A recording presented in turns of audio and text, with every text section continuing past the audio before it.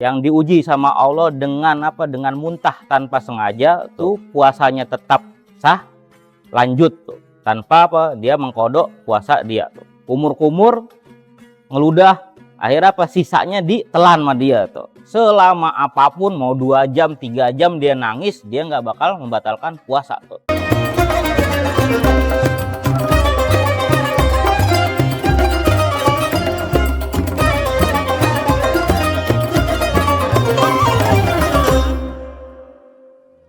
Assalamualaikum warahmatullahi wabarakatuh. Sobat Suara.com, kembali lagi dalam program Level Up Suara.com spesial Ramadan. Saat puasa, umat muslim diharuskan menahan lapar, haus, dan hawa nafsunya agar puasa yang dilakukan diterima dan tidak batal.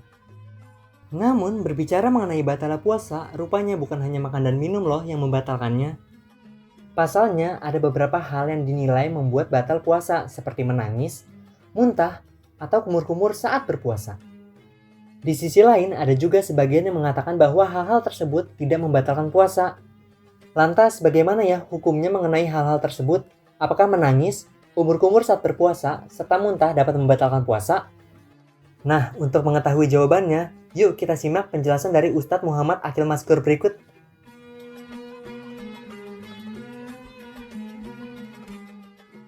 Salah satu syarat sahnya puasa itu al-imsak anil mufattirat. Kita bisa menjaga dari hal-hal yang membatalkan puasa.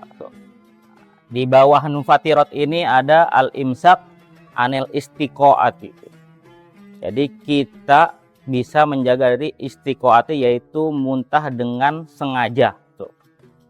Berarti keluar dari itu muntah dengan tidak sengaja, itu nggak bakal membatalkan puasa. Berdasarkan hadis Nabi Muhammad SAW, man zara'ahul qai'u falaisa alaihi qodo'un wa man istaqa'a falyaqdi.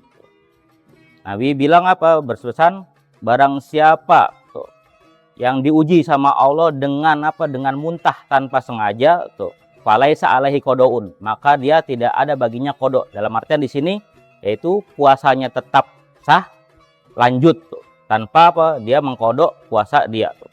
Lalu apa? Wa man istaqa'a, barang siapa yang membuat muntah dengan sengaja. Kayak kita apa?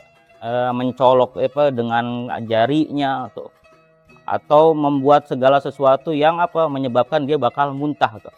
Nah, itu apa? Dikategorikan sebagai muntah dengan sengaja tuh. Nah, itu baru yang membatalkan puasa tuh. Jadi kalau orang sakit lalu dia apa? Gara-gara sakit itu dia muntah, ya otomatis apa? Puasanya masih tetap sah dan bakal dia berlanjut.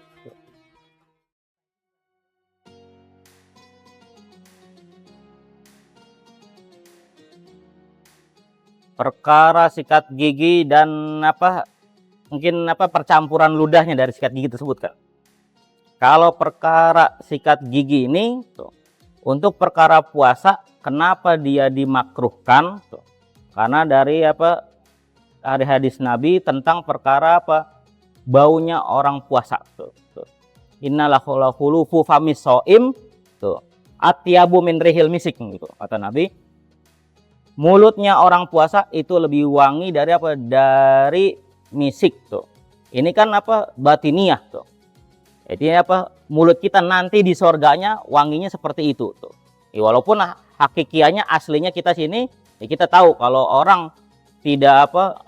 Lama berbicara atau tidak sikat gigi, apa aroma mulutnya bakal apa? Tidak sedap gitu. Nah, adapun itu apa? Itu perkara apa? Adab kita terhadap Rasulullah SAW tuh. Jadi ini permasalahannya ubudiyah tuh. Lalu gimana kalau apa? Tercampur sama apa? Sama ludahnya gitu. Jadi kalau ludah ini ada spesifikasinya tuh. Ada beberapa syarat ludah itu tidak membatalkan puasa jika tertelan. Ada 4 syaratnya. Yang pertama itu tohir, ludah itu suci tuh. Jadi kalau ludah itu tercampur dengan darah di gusi atau yang lain-lain, lalu apa? Tidak sengaja tertelan, nah maka itu bisa membatalkan puasa. Lalu kholis, ludahnya itu tidak tercampur dengan apapun, kayak apa? Kayak odol, sikat gigi, ataupun apa? Air tuh, tidak tercampur. Nah, kita kan kalau kumur-kumur pakai air kan gitu. Kadang orang sengaja apa? Wah, mumpung-mumpung gitu. Kumur-kumur ngeludah, akhirnya apa? Sisanya ditelan sama dia tuh. Nah ini apa? Ketahuan apa? Mungkin manusia nggak tahu tuh, tapi Allah SWT pasti tahu tuh. Itu yang ketiga. Lalu min ma'danihi, ludah itu masih sekitaran mulut dalamnya tuh. Jadi kalau ludah itu sudah keluar tuh dari mulutnya, misalkan di sini ataupun apa dia memakai siwak tuh, di siwaknya banyak dari ludah dia, lalu dia masukin lagi, itu apa? Itu bisa membatalkan puasa dia. Lalu yang keempat itu apa? Dari skala kuantitas ludahnya tuh. Ghairul jaryan tuh. Sisa apa? Syarat yang terakhir ini apa? Ludah itu kemungkinan tidak bisa apa? Mengalir di sela-sela gigi tuh. Jadi kalau ludah itu sudah bisa mengalir di sela-sela gigi, itu sudah dikatakan ludah ini banyak tuh.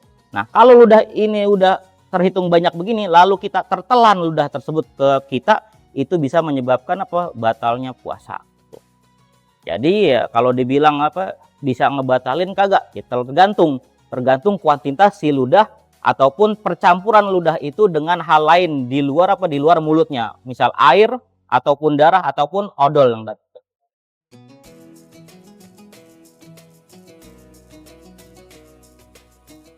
Kalau dalam hal hukum fikih menangis ini ya tidak bakal membatalkan puasa tuh. Selama apapun mau 2 jam, 3 jam dia nangis, dia nggak bakal membatalkan puasa tuh. Yang jadi masalah itu air matanya tuh. Misalkan kalau dia menangis lalu air matanya tertelan sama si yang nangis itu, nah itu yang jadi masalah tuh. Karena apa ya? Ini termasuk dia apa al-imsak apa ila batini jawfil ain kan gitu. Salah satu syarat sah puasa ini nggak ada yang boleh masuk tuh ke dalam rongga gitu. Salah satunya rongga mulut tuh. Itu nggak boleh tuh. Jadinya apa? Jadinya dia bisa membatalkan puasa tuh. Biar batu sekalipun yang masuk ya itu bukan makanan gitu. Itu tetap bisa membatalkan puasa tuh. Malah ulama lebih ekstrim mencontohkannya kal ihlil.